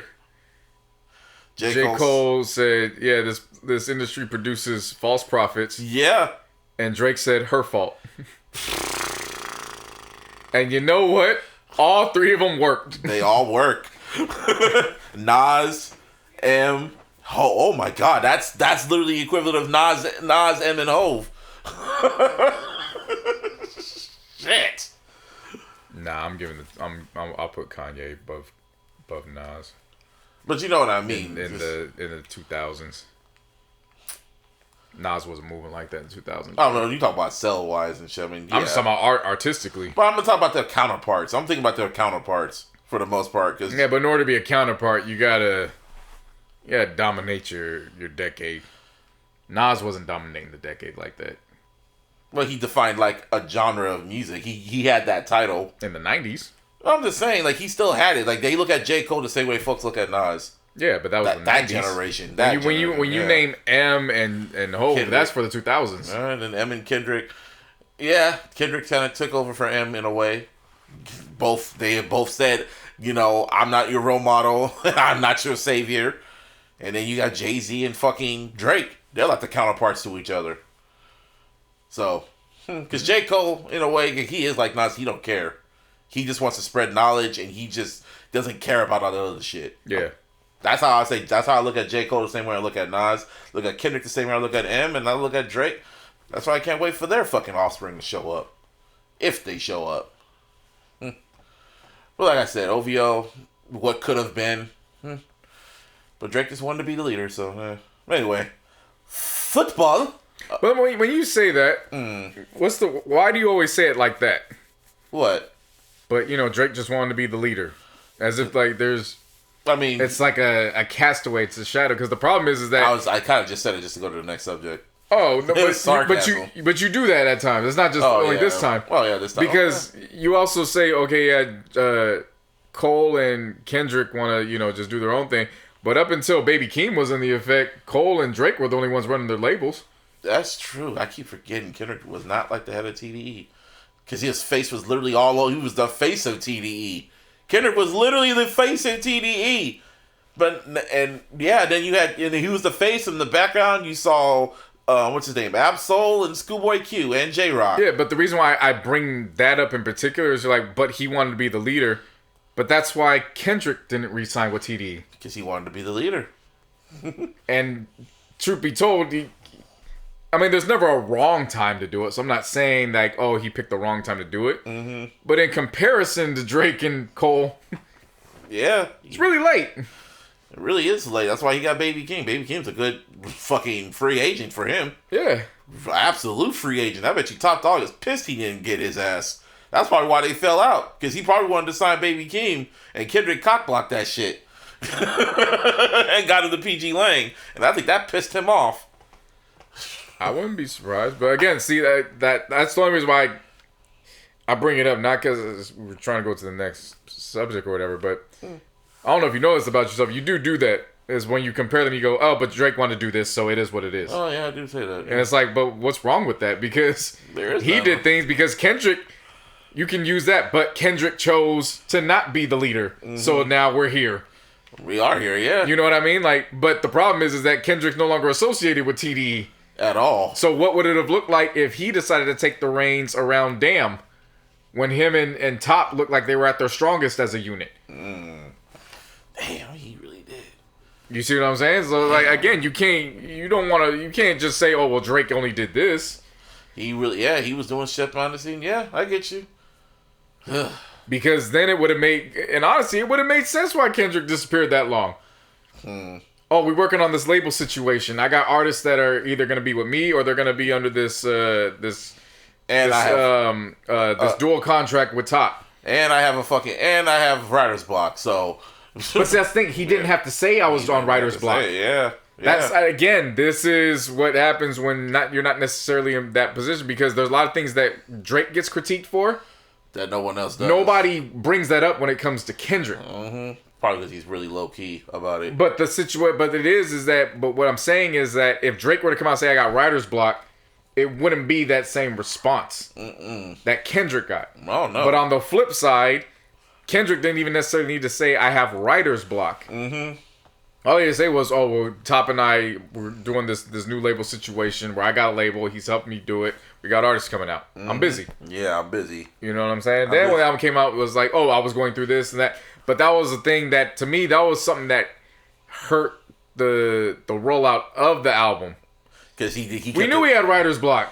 Yeah, we kind of figured that. And he just didn't. He just wanted the music to speak for himself. And now, little by little, he's kind of revealing the process he went through making that damn album. You know? But, man. Kendrick Lamar. That was just my observation on it. I get that. It's kind of, I'm really worried what Top Dog's going to do next year. Because Absol's dropping in a few weeks. Yeah, in December. And the single dropped out right. They were dropping the singles right around the time Kendrick was about to drop, remember? We thought that's what that was going to be. We thought it was going to be like, oh, this is some celebration type shit. All TDE singles are going to drop around Kendrick. Nope. Now it's kind of looking funny in the light how those singles were dropping. Mm-hmm. They were trying to catch up with Kendrick. SZA might be dropping soon, I guess. Mm-hmm. In December. In December. And now you might be answering your own questions as to why Drake chose to be the leader. Fuck. I got to deal with this shit around the time I want to drop? No, I'll do it myself. Shit. In December. Are you serious? Why are y'all going to roll out albums now? Because no one's going to care about Absol's album. It's in December. Oh, okay. So last question. It doesn't matter if it was rapper or singer. Who would have made the perfect first lady for OVO? Oh, Gianna Acco. I disagree. Who? I strongly disagree on that. Who do you think it would have been? Oh, TDE. She would have been perfect on TDE. No, probably SZA on OVO. No, she was already TDE affiliated. Oh, who would? Okay. I'm talking about somebody that is. When you think of first lady, it's not about a free agent signing. You're establishing yourself as I'm on the come up. I'm associated with this brand. Lotto. Nah. Who would you I'll tell you think? exactly. Summer Walker. She would have been perfect on OVO. Summer Walker would have been the perfect signing for OVO. She would have been the perfect spokeswoman for OVO. Yeah, because Kendrick. Yeah, because what's his name? TDE has SZA. Dreamville has Ari Lennox. Mm-hmm. She would have been the perfect person. Yeah. Damn. I was gonna have that one R&B singer. Mm-hmm. Janet Alka would have been perfect on TDE. She would have been perfect on TDE. Janet Alka. Janae Aiko. Yeah. She would have been perfect on TDE. Have the right producers around her and shit. Have Soundwave around her and shit. Mixed by Ali. She would have been perfect for them. Yeah, no. Yeah, no. I get it. Only because, again, if you know the history of TDE, they had a first lady. Yeah, she committed suicide and shit, Yeah. right? Yeah. I remember Janet Alka was on the early Kendrick. That's not saying albums. anything wrong about SZA. Yeah. It's just timing of everything. I can just imagine, because Gina has that look that would have been perfect for them. She has, like, the perfect look for them. Mm-hmm. Even in the early years, like, she was on a lot of, like, early TDE albums. Yeah. So, You know what I'm saying? That's why it's a yes and no. yeah, but I was thinking OVO, because I don't know why I thought Gina Alka. I was thinking of that song she did with Drake. Yeah. But again, that wasn't her. That wasn't a lot of people's introduction to her. They had already known from years back. Yeah. But, yeah, damn. Summer Walker on OVO, that would have been perfect. Mm-hmm. Anyway, off to the NFL. We're going to play that shit. It was a pretty relatively interesting week 12. Thank you, Raiders. Thank you. You want to be gang gang? That's 2 in a row. Yeah. That's 2 walk-off overtimes in a row. Yeah, boy. Yeah. If y'all can do that to the fucking, who y'all play next week? But the Chargers ain't got nothing to do with you. Oh, yeah, that got nothing to do with us, yeah. No, I'm talking about you guys. That's personal beef, nigga. Oh, yeah, that's beef. Yeah, that's gang. Yeah. That's gang. I saw the Chargers like, oh, y'all niggas better beat them niggas. Both y'all teams are about equal in this division. So, yeah, y'all better beat Anything can happen in the division. Oh, yeah, I get that. My Niners had a very ugly win against the fucking Saints. God just did not want the Saints to score, man. Like, everything that could go wrong for the Saints went wrong. And fortunately for us, we just capitalized on that. Yeah. So, Garoppolo played defense. Like, Garoppolo played, yeah. But defense really just stepped up. For 4 weeks in a row, we shut the teams out in the second half. Garoppolo played so damn meh that they went out and announced. They was like, oh, yeah, Trey Lance. Trey Lance, he okay. He's on schedule. He's walking. They said he was ahead of schedule for what I read. Yeah, they was like, yeah, no, it's all right. Just don't worry about him in the playoffs this year. He's the starter going into next year. I got that shit popped up right in my fantasy football app. I was like, wait, why do you update me about Trey Lance right now? This nigga clearly on my IR until because next year. I guess they saw him on the sideline. Like, he made his presence known and shit. Yeah, he hasn't really been. He's only been up in the suites and shit. Yeah, now he's kind of on the sideline. They say he's been in the fucking QB meetings and everything. He's still like learning, which is what I like. Mm-hmm. What I don't like is Elijah Mitchell is out for 6 to 8 weeks, and he just came back. Came back. Yeah, that's rough, especially going into the week where 2 former Niners are talking that talk. Yeah, Raheem Mostert and Jeff Wilson, who was just playing for us. I mean, I know they wanted considerate roles on the team, but shit, can't wait. Mm-hmm. That Dolphins game is going to be many. It's going to be like watching, Obi-Wan versus, like, Master versus Apprentice with McDaniels and fucking Kyle. Mm-hmm. Both have tremendous speed. You got Tyreek Hill, you have Waddle and shit like that. And then on our side, you got Kittle, we got fucking Debo, we got CMC. Sheesh. That's gonna be a game. That should be a primetime game, but no, they don't want to take the Cowboys off because everyone wants to see the Cowboys go up against the Jeff Saturday fucking shit on primetime, I guess. Yeah, after he forgot to call a timeout Monday Night Football. But we want to see that shit on prime time. You want to see this on Sunday? Show us a real game. But both the Dolphins and Niners records are kind of similar. So that'll be, and it's like a more competitive game. Just saying. But whatever.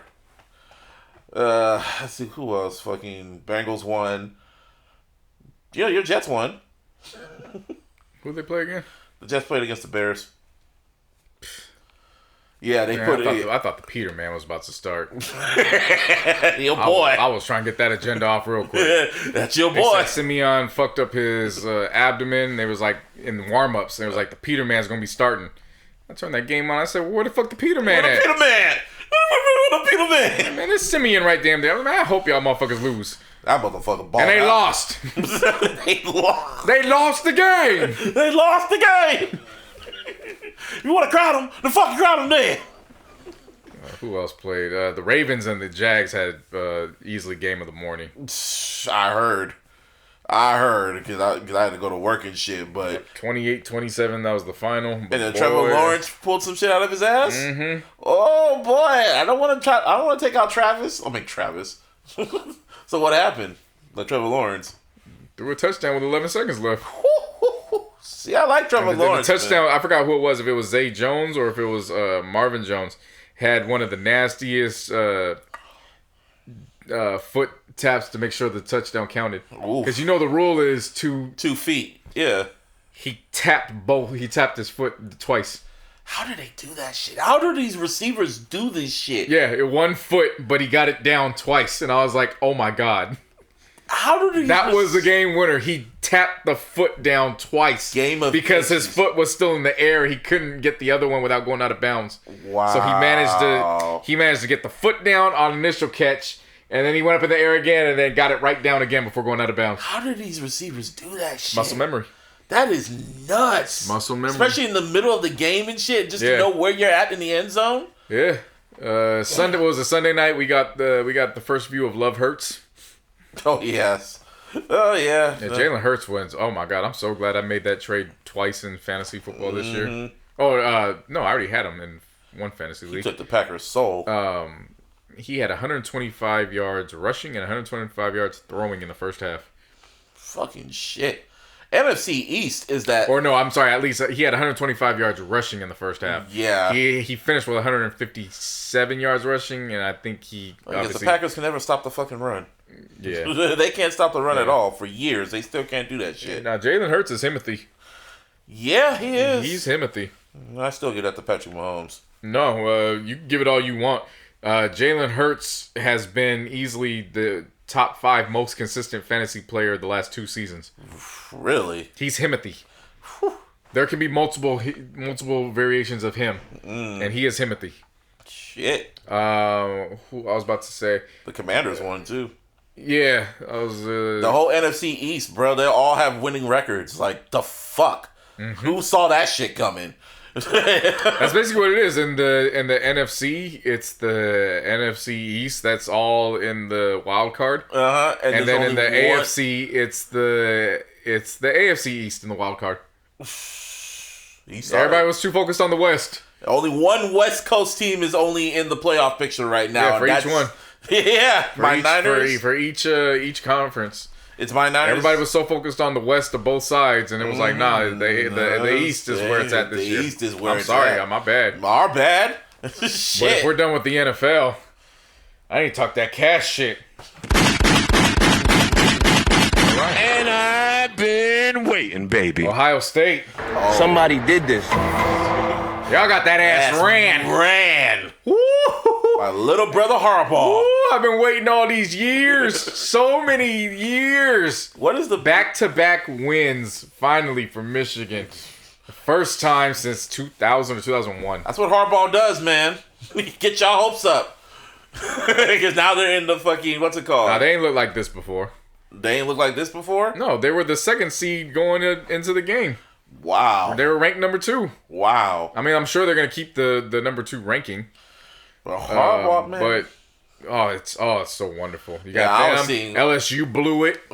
And was it Ole Miss or Mississippi State? One of them Mississippis. I was seeing Ohio State fans were so upset. Oh, it's delicious. Like I'm looking on Twitter, like my day is ruined. Shout out to Big Noah, the big homie on Twitter. Oh, we was raking it all in. Oh man, I'm around one post. Well, because you ride with Michigan. Oh, okay. It's Crips and Bloods at that point. You don't ask questions. You just jump in. I saw one post where it was just tears or it was just anguish. I said, "Turn that shit up." Noah came underneath. He said, "All the way up." I was like, "Ah!" It is gang. I was seeing Ohio State fans like this one chick saying, "I'm done. I'm crying. This really ruined my whole fucking day. Like seriously, this is not a joke. This ruined my day." I'm like, "Oh my god." Oh, man. This beef is real. Oh, you have no idea, bro. I felt bad because that was before you left after we got done recording. I meant to tell you, all right, that's the one game. And I put on my Twitter, I said, nothing else matters for these next 3 hours. Wow. I wrote that on Twitter. I said, don't talk to me about anything else. And I watched that entire game. Them motherfuckers out. And the funny thing was it was only close in score. You could tell there was a difference. But there is one wild card. There's another. There's another. He's a junior. Really? Harvin Marison remains. Oh. Who? Harvin Marison. I don't know that name. I don't know him either. Everybody was trying to figure out how to talk about Harvin Marison Jr. But Harvin Marison Jr. walked into that game. Harvin Marison walked into that game not dropping any target that he was able to get his hands on over the season. And he's a junior? I think he's a sophomore, if I'm not mistaken. Ooh. He might be a junior. Don't get me wrong. But I've been keeping tabs on Harvin Marison Jr. I call him Harvin Marison RJ. Oh. Just to make sure nobody come looking for me. But he is spectacular. He's looking. I would imagine if he had a father that played in the NFL once upon a time, he would look like that. Maybe. But as far as we know, he ain't ever had no father that played in the NFL. So that's there. But he really that good. He is magnificent. Like #1 draft pick. He would probably be. You always have to examine LSU to see which wide receivers are on the radar going into the next draft. Yeah. Whenever he's available for the next draft, you just got to see. But it's always LSU, and it's always Ohio State producing them wide receivers. That is always. True. That is true. Always. It's those two. You can't get it. And then, of course, you got the... I'm going to call them the mid-colleges. And because, again, when... There are mid-colleges, but it's different from what the culture perceives as mid versus college levels. All mid means it's a mid-sized school. So we're not talking about, it's mid. It's a middle-sized school.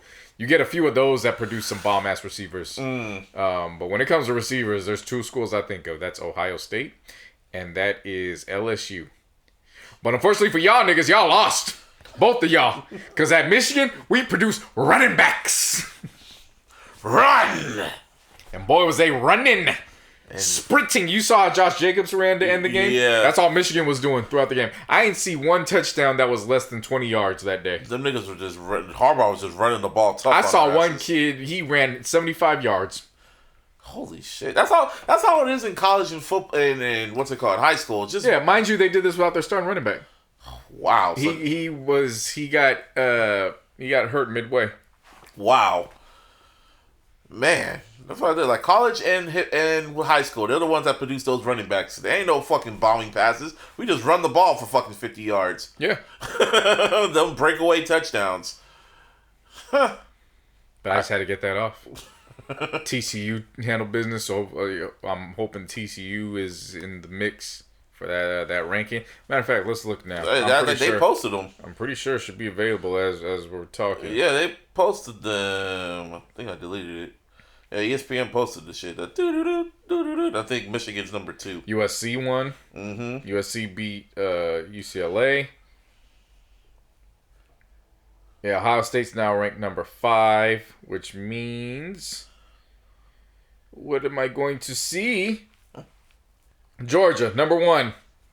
Michigan, number 2. Oof. TCU, number 3. USC, number 4. Wow. This is a wild-ass season for college right now. Holy shit.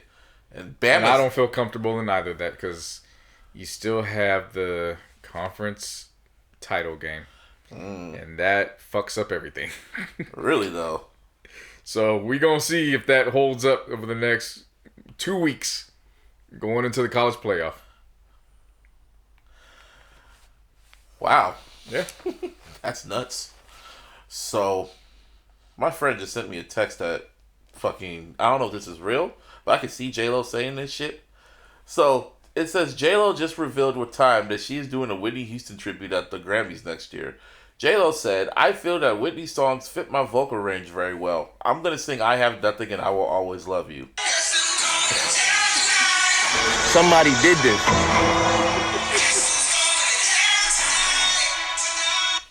No. I hope that's fake. It better be fake. Go on and end the show. Before you end the show, Jerry Jones comes to find out there was an actual story attached to that picture. Oh, yeah. Come to find out, might be a little bit more outraged than needed to be. Yeah, you got to clear that up. Yeah. I guess this story dropped right after we dropped the episode about what was going on with Jerry Jones. Yeah, it don't necessarily mean that he's not insensitive when it comes to certain aspects and topics. Mm-hmm. But I will say, in reading this article, Jerry Jones really don't run from these kind of topics. He ain't scared. He's very approachable. Come to find out, when they took the photo and said, "Oh, this you?" He said, "You're damn right. I got some barbecue. Let's talk about it." Come on, just talk about it. I said, I can always respect somebody that doesn't run and wants to be willing to talk. And truth be told, when you're looking at that photo, he wasn't screaming at nobody. He didn't hold anything in his hand. He was just observing. He was observing. Now, the motherfucker with the cigarette in the front. Natter! Goddamn natter! I want to see who he grew up to be. Probably works with the Cowboys. No, there ain't no way. Ain't no way. Never know. Because we would have known. Yeah, that's true. No, yeah. Anyway, who did he judge over and reside over? That's what I mean. Yeah, but Jerry Jones, he welcomed it in, and it was just like, well, he didn't run from it. Right. So. And now he gets to host Odell Beckham Jr. next week. Oh, yeah, Odell got himself in some trouble this week. Mm-hmm. Yeah, I guess he passed out in the plane or whatever. And they told him to put a seatbelt on. He didn't want to put the seatbelt on. Come on, man. You know you can't say that. Somebody did this. Kicked his ass off the plane. You told TSA, I ain't doing nothing. Motherfuckers said, oh, okay, for sure. Show ass off the fucking plane. Show ass off the fucking plane, you know, nigga. See, if you playing football much longer, we put you on this no-fly list. You better sign with somebody soon. Well, the Cowboys have interest in him, and they were saying, like, before Christmas, he might sign with a team. You better hurry up, nigga. You think he'll be with the Cowboys? Yeah. Yeah, it's pretty much a foregone conclusion at this point. They said the Bills still got some hope. The only thing that goes against the Bills getting him is they already got Isaiah McKenzie, and Gabe Davis has clearly proven he's a wide receiver number 2. Mm-hmm. And ODB, as great as he is, he's not knocking Stephon Diggs out of that role. Not at all. He don't want to be number 2. With the Cowboys, they need a wide receiver too. Badly. CeeDee Lamb is proven to be another him. Mm-hmm. So Odell fits just fine right there. Yeah. And Cowboys are doing good. Dak, that would be a great matchup. That would be a great match for him and Dak. Dak and OBJ. Mm-hmm. That'd be kind of spooky. Yep. On paper, but this is the Cowboys we're talking about. So we gonna see. Anyway, is it gonna be a rematch? I was thinking about that. Maybe in the first round. Maybe second round. Who knows? Gotta get there first. A whole lot of game left. A whole lot of season left. Anything could happen. Hey, you guys might pull it off. Guys might make the a wild card. If they do it this week, I'll be paying attention. Yeah, if they make it 3 straight, the Raiders make it 3 straight. That puts them at 5-7. Yeah. There's 5 games left in the season. Yeah. You could definitely turn the tables and go spin that shit and go 8-0 to end your season. Mm-hmm. Am I banking on it? No. But it can be done. It can be done. They can only afford to lose like 1 game. They can't afford to lose anything. If I'm keeping it a buck, they better just do what they need to do and win out. But you know, let me see, who do y'all got left? I'm just gonna check. I know the Chiefs are there. Yeah, y'all got the Chargers. Y'all got the Patriots, Steelers, us on New Year's, and the Chiefs. Forgot the Rams. Y'all play the Rams. Huh? It goes Chargers, then it goes Rams, because Chargers is Sunday, then Thursday it's Rams. Oh, yeah, it's Chargers. Damn, y'all going to be staying in L.A. Chargers, then Rams. Games in Vegas on Sunday. Oh, yeah. They already went to L.A. for that was the opening. That's true, yeah. It would be like a short trip then. So, Chargers, Rams, Patriots, Steelers, Niners, Chiefs. Sounds good, but, So, if y'all could manage to win one. I said it sounds good, but, 3, 4. Man, those last 2 games are going to be clutch. Maybe that Niner game might be important after all. I told you it was still going to be important. All else failed, it was just going to be for shit-talking purposes, but that game was always going to be important. Yeah, it might be important for playoff implications. If everything goes right, it might be important. Like, we would probably be set. We have to allow you guys to enter. That would be, I don't know, man. What's y'all schedule? Because losing Elijah Mitchell, it kind of takes away from the running attack that y'all thought it was going to be. Oh, I know that. Oh, trust me, we got some back. Let's see. Who the fuck these niggas got? Oh, I'm already looking at these next 3 weeks. We got the Dolphins. We got the Bucks. Got the damn Seahawks. We got the Commanders. You can never ride. Yeah, 2 of those next 3 games these next 3 games, period. No, I mean, Tampa Bay kind of looks all right. I'm not going to say it's a guaranteed win. Man, I'm just saying 2 of those 3 are just, hell. Yeah. And we got Tom Brady in the middle. Yeah. Like, you want to be gang? Shit. I ask you. And then the Commanders after that. I'm not writing off the Commanders either. Nope. That's on Christmas Eve. Whew. Oh, yeah. Next year they're going to have the first Black Friday game. And that's just a test run. That's a tester. Yeah, Amazon. If that shit goes off, they're going to put another 2 more games on Black Friday. Amazon said flat out, oh, no, we ain't losing this shit. How about Black Friday? Nobody plays on Friday. No one ever plays NFL on Friday. Well, except it was during the COVID year. During the COVID year, no one played on Friday. Because that Friday after Thanksgiving is usually set for the high school playoffs. Yeah. The championship games. And speaking of Christmas games, because the NFL's they're going to be on all fucking day on Christmas. I mean, to be fair, Christmas is on Sunday. It is on Sunday. But it's going to be like Thanksgiving Part 2. Shit, man. Definitely not taking away from the fact that Christmas is on Sunday. Like, yeah, I keep forgetting about that. You can't just tell the NBA, all right, you got it. No, you got to fight for your right. That's your day. Yeah, that Christmas game is going to be the Packers and Dolphins. So much sports though on Christmas. That's awesome. It's overload. Packers and Dolphins. No, it's actually perfect. No, that's actually, in a good way. That's what I mean. Overload in a good way. It is, yeah, it is perfect. Overload in a good way. You just browse in, browse out. You got Red Zone going on. Oh my! Well, I don't think Red Zone's gonna be around on that Sunday. It's only 3 games. Only 3 games. It's Packers and Dolphins. Oh, I thought they were going all day. Well, when are they playing all these games then? It's gonna be Packers and Dolphins at 10. Are they playing all the games on Saturday? Yeah, all the games will be on Saturday. Yeah. All right. Yeah, there'll be Red Zone that day. How many games are on Saturday? A whole lot. Pretty much everybody. It's Red Zone. Pretty much everybody else. Shit, Christmas Eve. Leave me alone. I have to redo my damn Red Zone day. Oh my God, Red Zone after a day of work. On a Saturday? Yeah, I ain't doing a damn thing. Oh boy. Yeah. Red Zone on Saturday sounds fire. On Christmas Eve too? I ain't doing shit. Leave me alone. Damn, on Christmas Eve too. Like, get your last minute shopping in and then kick back and watch Red Zone. I ain't doing no. Oh, you could. Everybody else can do that shit. My last minute shopping will be on Amazon. I'm gonna be in Atlanta, and that shit will be done at least a week before. Yeah, I'm gonna be in Atlanta back then. Man, yeah, I'm gonna get Red Zone on that shit with the quickness. And then that Sunday will be the Packers and Dolphins, Broncos and Rams, and Bucks and Cardinals. And Broncos and Rams, they'll say ticket sales are so low for that game because it's in LA. They're thinking about like selling them for free. Yep. Damn. It really is Levi South. It really is, yeah. Like, well, not just Levi South. It could be Death Star South too. Like any other team that shows up there, they're fucking what's it called? The away team's fans show up. That's nuts. I know it worked out for the Raiders in Vegas. But can you imagine if it was idea that they did not want the Raiders to be in LA is still wild. Still wild to me. They would have filled that bitch up. If they found out they got Christmas game at the Black Hole at SoFi, oh my God. That's like Christmas for the Raiders, dog. Damn, imagine tailgating on Christmas. That'd be fire. Yeah. That would be super fire. Yeah. Huh. Yeah, but now it's played the fucking Commanders on Christmas Eve, and that's gonna be, whew, boy, that's gonna be something.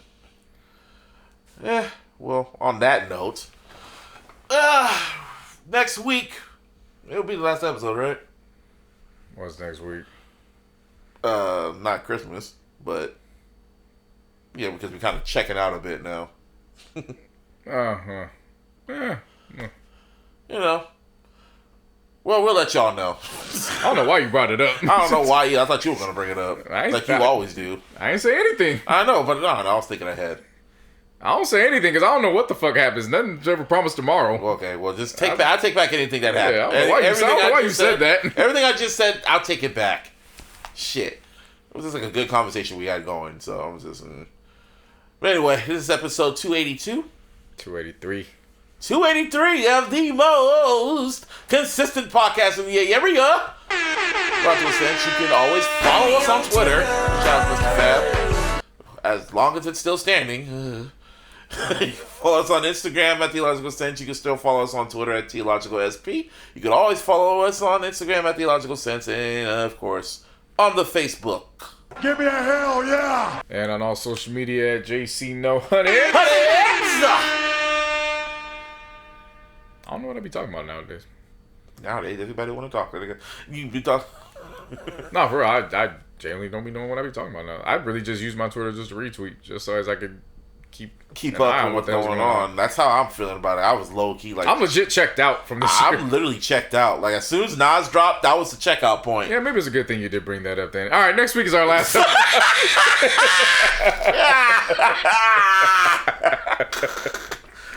Because honestly, I got nothing. We all going to jail tonight. Somebody did this. Yeah, watch this check out, and there's like another big ass news. Why'd you bring up that shit? I don't know. I was like, what are we talking about that?